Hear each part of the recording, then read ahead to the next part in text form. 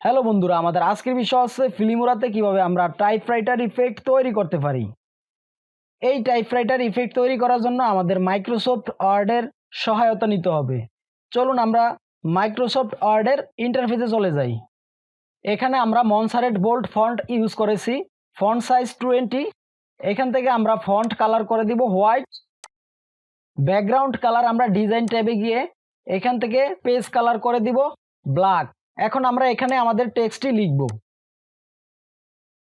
আমাদের টেক্সটটি লেখা complete. Microsoft ওয়ার্ডে আপনারা টেক্সট লেখার জন্য কয়েকবার ট্রাই করে নেবেন, তাহলে আপনারা পারফেক্ট রেজাল্ট পাবেন। এখন আমরা চলে যাব ফিল্মোরাতে। এখন আমরা মাইক্রোসফট ওয়ার্ডের রেকর্ডকৃত সেই ভিডিওটিকে টাইমলাইনে নিয়ে আসব। যেখান থেকে আমরা টেক্সটটি লিখেছি সেই অংশটুকু আমরা আলাদা করে নিব।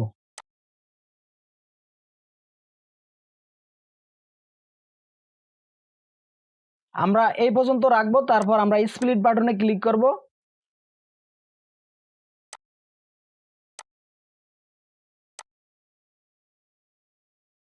এখন আমরা ভিডিও ক্লিপটি সিলেক্ট করব।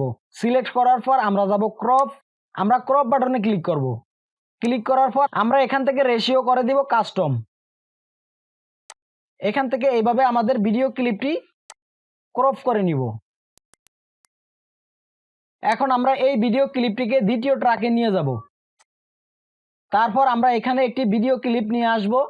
প্রজেক্ট প্যানেলে একটি ভিডিও ক্লিপ আছে, এটিকে আমাদের প্রথম ট্র্যাকে নিয়ে আসব। আমাদের টেক্সটটি এখান থেকে শুরু হয়েছে, আমরা এখান থেকে স্প্লিট বাটনে ক্লিক করে এক্সট্রা পার্ট আমরা ডিলিট করে দিব।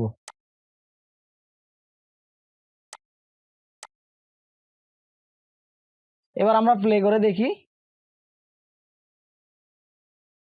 টাইপরাইটার ইফেক্টের ভিডিও ক্লিপটি আমরা সিলেক্ট করে এটির উপরে ডাবল ক্লিক করব। তারপর আমরা ভিডিও সেটিংসে গিয়ে কম্পোজিটিং, এখানে আমরা অ্যারোতে ক্লিক করে নর্মাল থেকে করে দিব স্ক্রিন। উপরের ভিডিও ক্লিপটির ডিউরেশন আমরা কমিয়ে দিব। মাউস পয়েন্টারটি আমরা ভিডিও ক্লিপটির শেষে রেখে কন্ট্রোল প্রেস করে এভাবে ড্র্যাগ করব। সো এবার প্লে করে দেখি। এখান থেকে আমরা ওকেতে ক্লিক করব। এখন আমরা একটি টাইপরাইটার সাউন্ড ইফেক্ট ইম্পোর্টে ক্লিক করে প্রজেক্ট প্যানেলে নিয়ে আসব। তারপর আমরা এটিকে ধরে টাইমলাইনে নিয়ে আসব। এটিকে আমরা ডিটেক্স করে ভিডিও ক্লিপটি ডিলিট করে আমরা সাউন্ড ক্লিপটি রাখব। সো এবার আমরা প্লে করে দেখি। এখানে আমাদের সাউন্ড ক্লিপটি অ্যাডজাস্ট হয়নি। টাইমলাইন জুম করে আমরা অ্যাডজাস্ট করে দিব।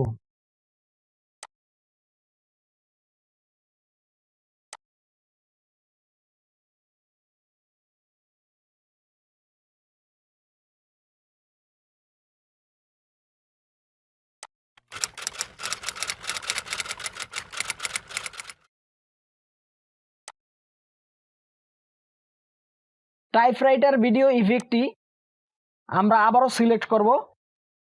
কন্ট্রোল প্রেস করে এভাবে আমরা ছোট করে নিব।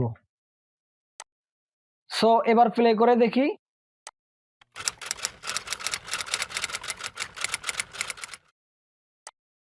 এখানে আমরা টাইপরাইটার সাউন্ড ক্লিপটি অ্যাডজাস্ট করে নিব।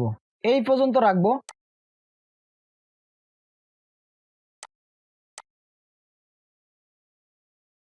সো এবার আমরা প্লে করে দেখি।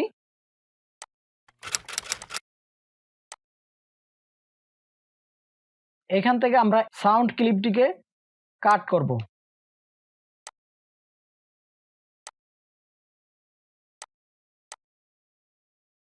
এখান থেকে আমরা এটিকে কপি করে এখানে পেস্ট করব।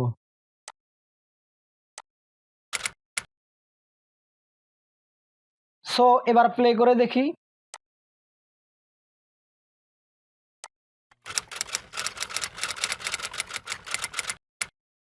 সো এভাবে আপনারা করতে পারবেন। ভিডিওটি ভালো লাগলে অবশ্যই লাইকে ক্লিক করবেন এবং আমার চ্যানেলটি সাবস্ক্রাইব করবেন। ভিডিওটি দেখার জন্য ধন্যবাদ।